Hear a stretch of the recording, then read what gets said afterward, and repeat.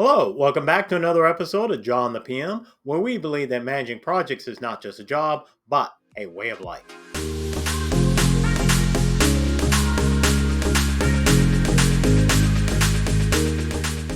Today, I'd like to talk to you a little bit about mentoring. Are the younger person. I'm going to say that you are the younger person.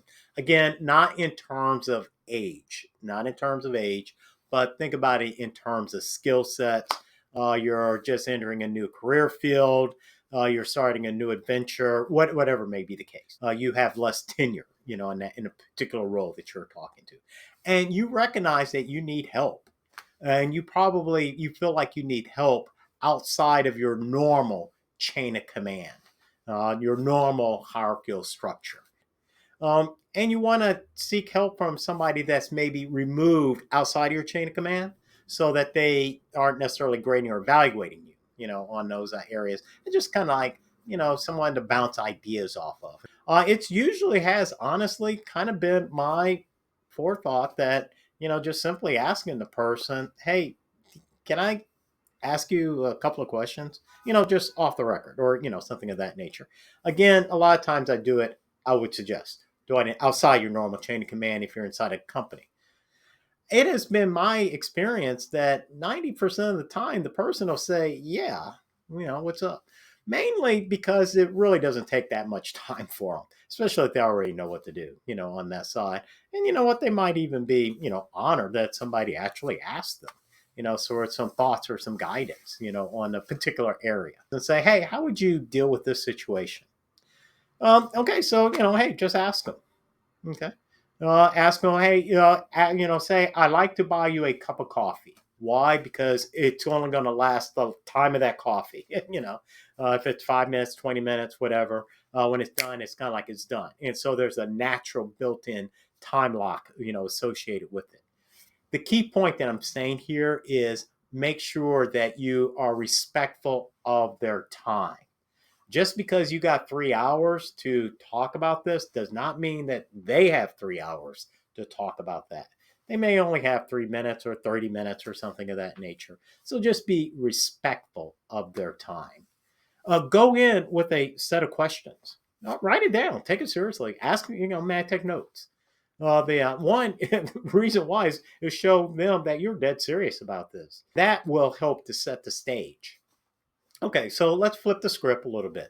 Let's assume that you're the mentor. All right.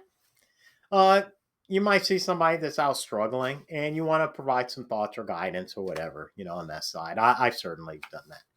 Now, I am only saying this from my point of view, okay?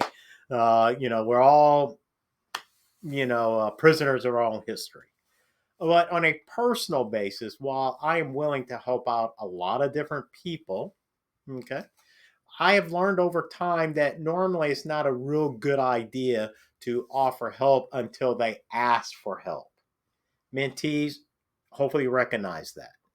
A lot of times they may be willing, but they may not volunteer. But if you ask them, boom, same thing. I'm the mentor. If you ask me my thoughts, yeah, I got some thoughts. Stop doing it this way, do it this way, on those areas. And I, again, as a mentor, I'd be very, amenable to helping out, in any shape, form, or fashion that could be occurring, on that side.